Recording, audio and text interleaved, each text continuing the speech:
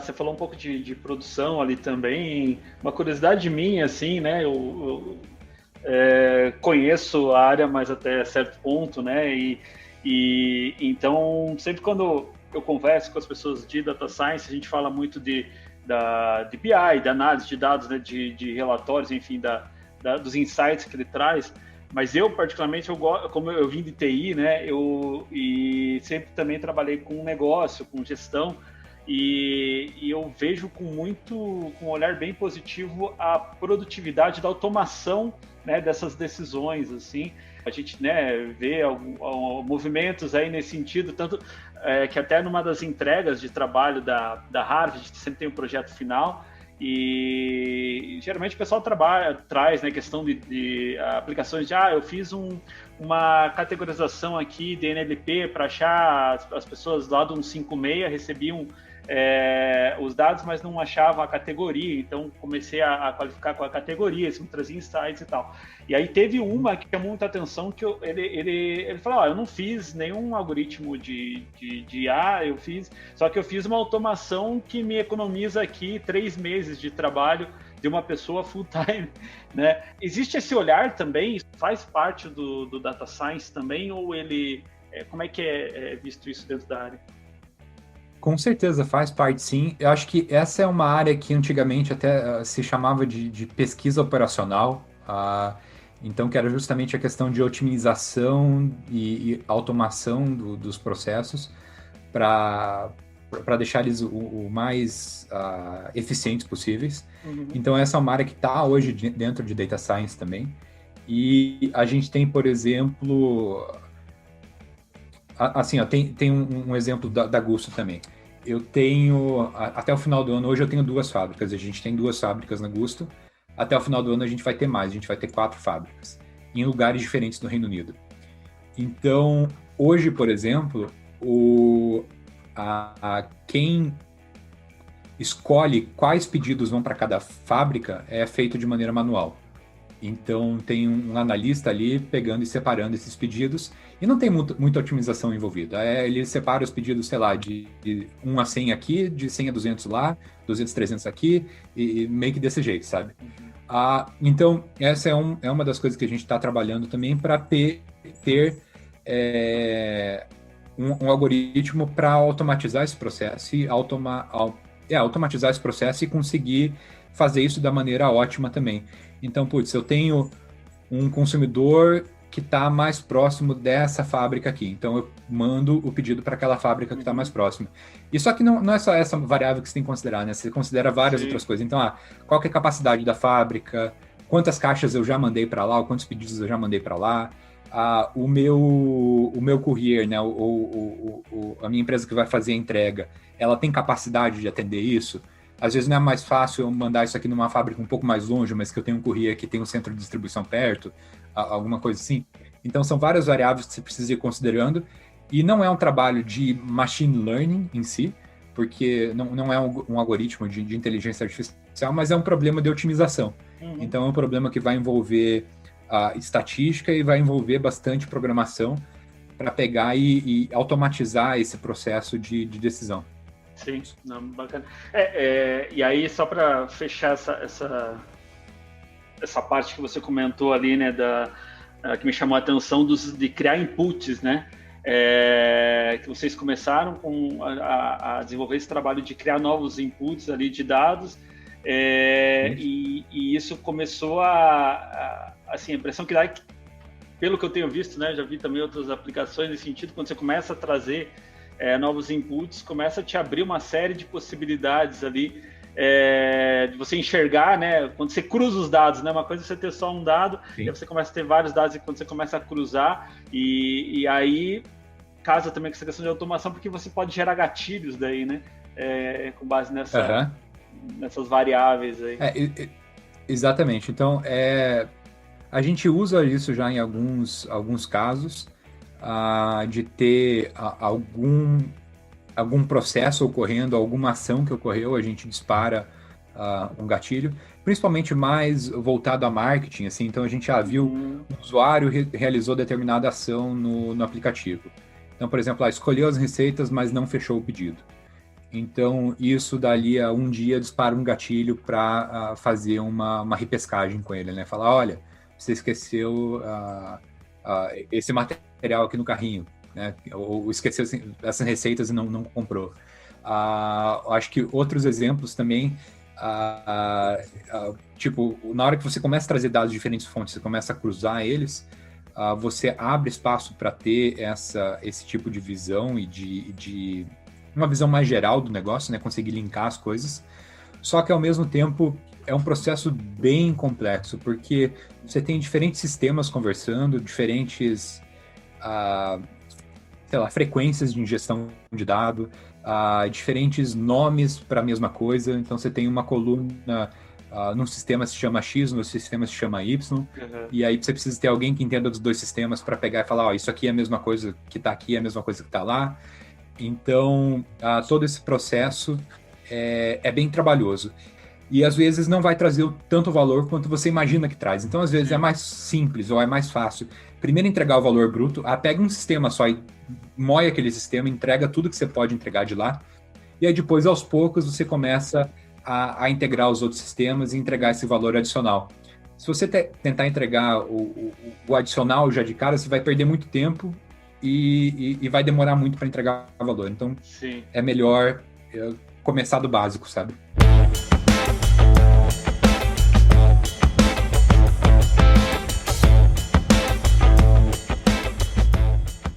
E quando a gente fala em formato de dados, né, eu também tenho visto algumas aplicações, principalmente em fábrica, né, você trabalhar ali com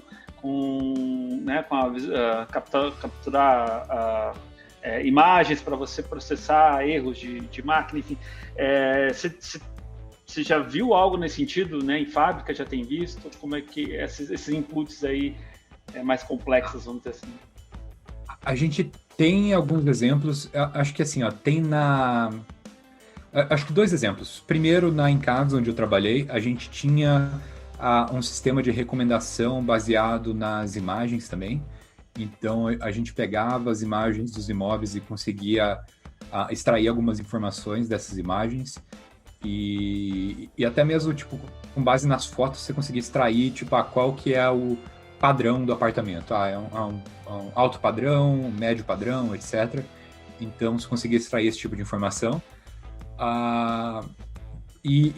Putz, isso entregava valor, assim. Aqui na Gusto, a gente não tem imagens da fábrica ainda, a gente não tem esse tipo de input de dados, mas a gente tem as receitas, né? Então, você imagina, cada receita tem um set de imagens lá, de fotos, que estão disponíveis no site para os consumidores. E aí, a gente tem sim alguns algoritmos em cima, alguns modelos de machine learning, para entender qual que é a melhor imagem que eu devo mostrar para cada receita. E tem, inclusive, um algoritmo que pensa, dado que eu tenho 50 receitas, como que eu mostro as imagens de maneira que elas não fiquem todas parecidas umas com as outras? Você imaginar, receita, foto de prato de comida. Então, se eu tirar todas as fotos que eu mostrar de cima, o garfo na direita e a faca na esquerda e a comida no prato, e, sei lá, com o mesmo fundo da mesma cor, todas as fotos vão ficar parecidas e a pessoa vai olhar, putz, mas as receitas são diferentes ou não?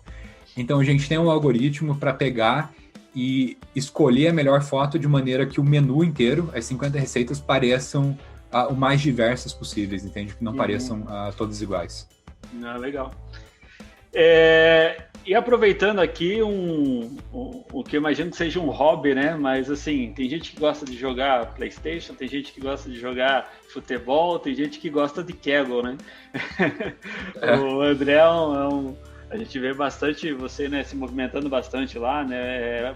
Pode contar um pouco dessa história e o quanto isso ajuda no aprendizado para quem tá querendo se desenvolver na área?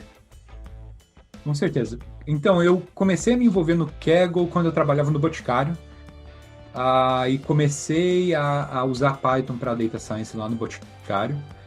Então, eu descobri o Kaggle, vi que tinha umas bases de dados, na época eu resolvi o desafio do Titanic lá, que é o desafio que todo cientista de dados que está começando faz. E meio que ficou por aquilo, sabe? Tipo, usei, dava uma olhadinha, resolvi 1 ou 2 desafios lá desses iniciantes, assim, mas para aprender e entender como que funcionava. Depois, quando entrei no Olist, me veio uma ideia, eu conversei com os gestores lá, da gente publicar uma base de dados do Olist, com dados de vendas, né, do Olist. E foi aprovado, a gente publicou essa base, e isso fez um super sucesso, foi um negócio muito bacana, assim, tem mais de, sei lá, não sei os números agora, mas tem muito download, assim, mais de 50 mil downloads, com certeza, desses dados. Uhum. E, sei lá, 1.000 votos, tipo upvotes, né, 1.000 votos de positivo, mais de 100 trabalhos diferentes, de pessoas diferentes que chegaram lá e criaram um notebook em cima desses dados.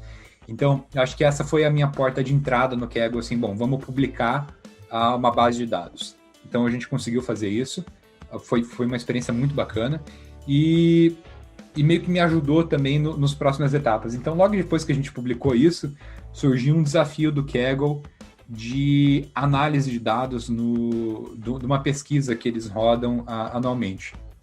E aí eu peguei e falei, bom, já que eu tô meio que no ritmo aqui, né, acabei de publicar esses dados, vou tentar resolver isso. E participei desse desafio, não era um desafio de modelagem de dados mesmo, de você criar um modelo de machine learning, era um desafio mais de criar uma análise, né? Então, a gente tem o resultado dessa pesquisa, me conta uma história sobre os usuários do Kaggle. Era mais ou menos essa o briefing, né? Ou a ideia do desafio. E valia dinheiro, né? Acho que na época valia o maior prêmio, valia acho que $7 mil, alguma coisa assim. Uhum. E bom, eu participei naquela época, isso foi o que? 2018, final de 2018. Então, participei e ganhei em terceiro lugar. Tipo, meio que final do ano, assim, era dezembro. Final de dezembro chegou um 13º lá que correspondia, sei lá, quase 6 meses de salário. Então, então foi super bacana. Nossa, ganhei esse prêmio. E aí depois, nos outros anos, sempre que aparece uma competição mais nesse estilo, eu acabo participando. Eu não curto muito participar das de machine learning em si, porque eu sinceramente acho que eu não tenho chance, sabe? Tem gente muito melhor do que eu, que sabe fazer, que já tem a manha de como resolver. E agora, quando é de análise de dados, eu já me sinto um pouco mais confortável e já participei. Então, eu participei aí nos últimos 3 anos desses desafios. E nos últimos 3 anos eu fiquei bem colocado. Então, tipo, 2018 eu fiquei de 2018 para 2019 eu fiquei em terceiro lugar, 2019 para 2020 terceiro lugar de volta, e esse ano agora, 2020 para 2021, eu fiquei em primeiro. Então são coisas assim que agregaram muito também no meu currículo. Então, o tanto de mensagem de recrutador que eu comecei a receber no LinkedIn, por exemplo, depois dessa premiação, é absurdo. Assim. Foi isso que possibilitou, por exemplo, eu trocar de emprego, sair do Olist e ir para em casa. Justamente porque eu ganhei o prêmio no Kaggle e o Lucas, que é o chefe de operações lá do Kaggle, foi o cara do Kaggle não, da Em Casa, foi o cara que me encontrou. Eu perguntei para ele depois, Lucas, como que você fez para me achar? Como que Ele veio me falar comigo no LinkedIn, André, a gente tá com essa startup aqui e tal, você não quer dar uma olhada? E aí eu conversei com ele, né? E deu certo. Mas enfim, eu fui perguntar depois para ele como que ele me achou. Ele falou, não, eu procurei Kaggle Brasil e apareceu o teu nome. E aí, tipo, o tipo de oportunidade que abre é realmente incrível. E acho que junto com isso, não só fazer o Kaggle cria um certo portfólio, te dá uma certa relevância, mas eu sempre procurei também escrever. Então, eu sempre publicar um artigo no Medium, um blog, sobre o que eu tenho feito, ou sobre como eu resolvi aquele desafio. Então, são coisas que ajudam bastante também a criar essa bagagem profissional. Bacana. E para fechar, André, como é que você vê aí os próximos desafios aí das áreas de Data Science, né? E aí, né, pode até usar como exemplo o que vocês estão passando, mas né, para a empresa que já chegou na maturidade que vocês estão, quais são os próximos passos, os próximos desafios aí para poder desenvolver ainda mais? Legal. Eu acho que um dos desafios que todas as empresas têm, assim, todas não, mas a maioria das empresas tem, com relação à ingestão de dados. Então, assim, houve um boom de data science nos últimos anos. e tem muitos cientistas de dados no mercado, tem muitos cientistas de dados júnior também querendo emprego, e as empresas não estão contratando cientistas de dados. Ou estão contratando, mas elas querem um profissional mais sênior que vai entregar valor de fato. Porque eu acho que assim, as empresas meio que estão percebendo que ou elas precisam de alguém sênior que já fez isso, que já entregou valor antes para outra empresa, que vai chegar ali, botar a mão na massa e entregar valor, ou a empresa não tem maturidade suficiente, contrata um pessoal mais júnior e fica meio que no meio de campo embolado ali, demora para entregar resultado de dados. Mas é uma coisa que, porque as empresas contrataram muito cientista de dados nos últimos tempos e investiram muito nisso, elas perceberam, putz, eu estou agora com 5 cientistas de dados aqui, mas eu não tenho dado para eles trabalharem. Uhum. Então, aí um profissional que está em bastante demanda agora é justamente o engenheiro de dados, que é quem vai proporcionar essa infraestrutura ou essa base para o cientista de dados poder trabalhar. E eu vejo assim como próximos passos, eu acho que o mercado vai continuar evoluindo nessa pegada de engenharia de dados ainda nos próximos anos. E em termos de desafios, eu acho que a gente está numa etapa em que as empresas que estão mais consolidadas vão começar a entregar modelos mais avançados de ciência de dados, de machine learning. Então, toda aquela ideia de deep learning, essa parte de imagem, né, classificação de imagem, que a gente até estava conversando um pouco, de NLP, tudo isso vai começar, de fato, a entrar dentro do pipeline das empresas e entregar valor. E são coisas que até hoje estavam meio que de escanteio, assim, tipo, tinha bastante prova de conceito, bastante protótipo, mas nada realmente funcionando e em produção. Então, eu acho que essas são algumas coisas que vão entrar cada vez mais em produção.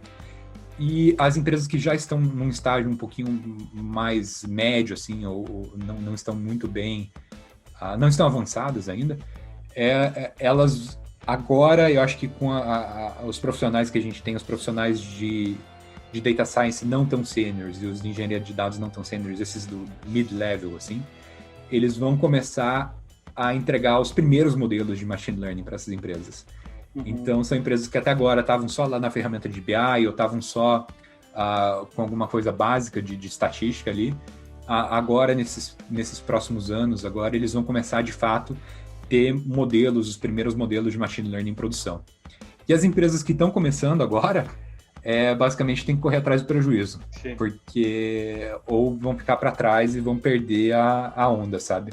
Uhum. Porque você não consegue implementar toda essa cultura de dados e toda essa infraestrutura que você precisa do dia para a noite. Sim. Por mais que você tenha um monte de profissionais, você tem dinheiro para gastar, não é do dia para a noite que sai e que funciona.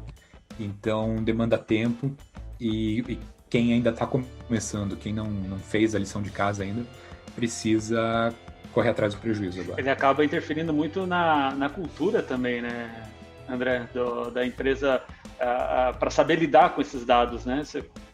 Que é uma coisa que não se muda do dia para a noite, né? Tá, eu tenho uma equipe, mas quem que vai estar lendo esses dados aí? Como é que eles absorvem isso? Como é que eles lidam com isso?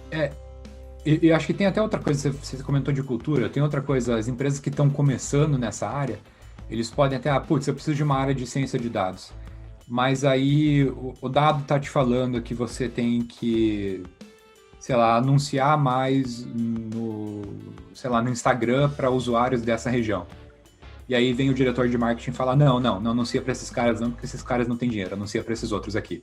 Uhum. Aí você ter o dado não adianta nada, porque a tua cultura é de achismo, né? É de intuição do gestor, né? Sim. O gestor que tem experiência de mercado, que sempre fez aquilo, sabe como tem que fazer. Então, bom, se você não confia no teu dado, não confia no que o dado está te falando, né? Por que você vai investir nisso? Sim. Então, essa mudança de cultura, de começar a realmente confiar no dado e confiar nos profissionais que você tem para fazer análise de dados é algo bem importante que as empresas Sim. precisam fazer também. Legal. Bom, agradeço aí, André, teu tempo foi bem enriquecedor aí. Para mim é sempre um prazer aí ficar escutando a experiência de vocês, aí, o que vocês têm para falar. A gente está bem animado também. Você falou sobre alguns pontos ali, tendências, né? Tinha vários pontos que a gente poderia entrar aqui, né? Você comentou DNLP, eu tenho visto e acredito muito que a fusão de NLP, bots e API é algo que ele vai entrar forte, porque eu acho que ele impacta bastante a usabilidade, né, eu sempre comento, a minha mãe, ela sabe mexer no WhatsApp, só que ela não sabe comprar no e-commerce, né? Então, e eu não vejo ela, né, ela aprendendo agora no WhatsApp, ela sabe. Então, e a gente tem visto avanços assim impressionantes nessas áreas, né? Então, realmente estamos bem animados com o movimento, mas muito graças a pessoas como você aí que puxa todo mundo para frente, né? Eu falo também muito do Rafael, que o Rafael ele dá aula em vários lugares, ele é um cara muito ativo, né? E, nossa, eu brinco que ele metade dos cientistas de dados passaram, acho que uma metade passou por ele e a outra metade por você, né? Mas, assim, é bem importante mesmo, né? A gente sabe como é puxado o dia a dia de vocês aí e o quanto vocês se dedicam. Em nome de toda a comunidade, assim, eu agradeço bastante o empenho de vocês, assim, né? A gente poder... Eu que agradeço, na verdade, o convite e a oportunidade de estar aqui conversando também. Legal. E para finalizar, Python R... Não, cara, isso aí é do passado já. Python, com certeza. R não tem mais mercado, não. Até, isso foi uma coisa até que na última pesquisa do Kaggle eu medi isso. E, assim, a recomendação de Python e o uso de Python está assim, 90%. Sim. Então, R está lá 7%, 8% e caindo. Então, eu fiz uma análise, tipo, ano a ano, desde 2019 até 2020, e R está indo ladeira abaixo, assim. O Python está se consolidando mesmo. E com toda razão, assim, o Python ele é bem mais versátil. Você não faz só análise de dados com Python, você faz tudo. Eu acho que é até uma briga injusta, porque é bem isso, né? O Python, a gente tem algumas aplicações que a gente desenvolve aqui na Harvey, né? Por exemplo, a gente fez agora um bot no Telegram para consumir dados ali para ajudar os facilitadores, né? Quando ele precisa ver quais são os dias de aula, fazer toda essa comunicação. E então você tem o Python tanto nessa questão de interface, né? Você não só faz a análise de dados, mas você também já coloca a interface ou web, ou em API, ou num bot como esse Telegram. Então você já consegue, fora a questão também de enfim, mobile, automação, né? Sim, você faz tudo com Python. Não, mas bacana. Agradeço aí teu tempo, então. Um abraço, André. Beleza? Até mais, abraço. Tchau, tchau.